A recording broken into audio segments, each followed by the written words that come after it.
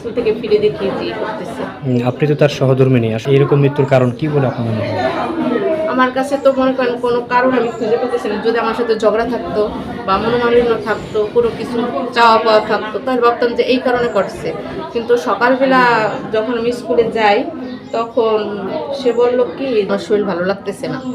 পরে আমার কাছে ভালো লাগতেছে না, ডাক্তার কি বললো কি ওষুধপত্র দিচ্ছে এই করছে, আমি যদি মারা যাই তোমাকে ভাঙা দাফন করবো। আমি বলছি, কেউ ডাক্তার অসুস্থ হলে মানুষ কি মারা যায় নাকি?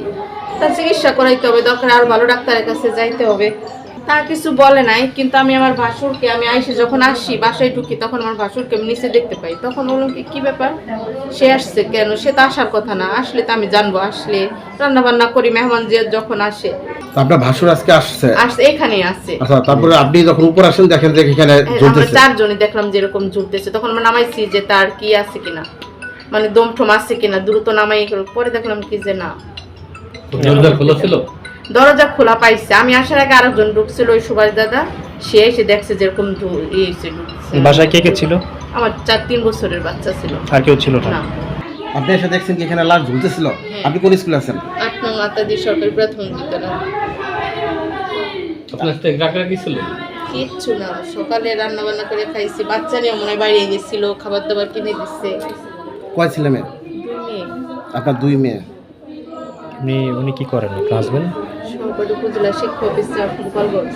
গোপালগঞ্জের। কি নাম ওনার? হ্যাঁ, শেখ রাজু ইসলাম। পোস্টিং কোথায়? গোপালগঞ্জ আজকে সদর। বাড়িতে আসছে কখন?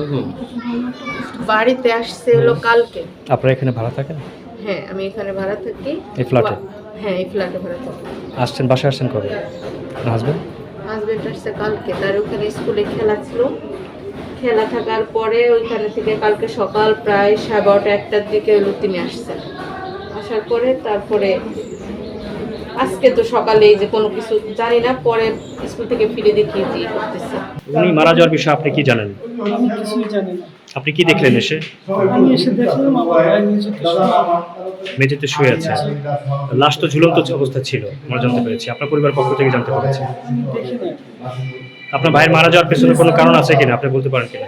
কারণ বলতে সে তো বিয়ে করছে গত 10 বছর যাবত। তো এখানে পারিবারিকভাবে কিছু সমস্যা ছিল। তার ওয়াইফ এখনো পর্যন্ত 2টা বাচ্চা হয়েছে, আমার বাড়িতে কখনো নিয়ে যাইতে পারিনি। এই নিয়ে একটা টানাপোড়েন ছিল। এনারা জানে, স্থানীয় গভর্নমেন্ট জিজ্ঞেস কষ্ট ছিল।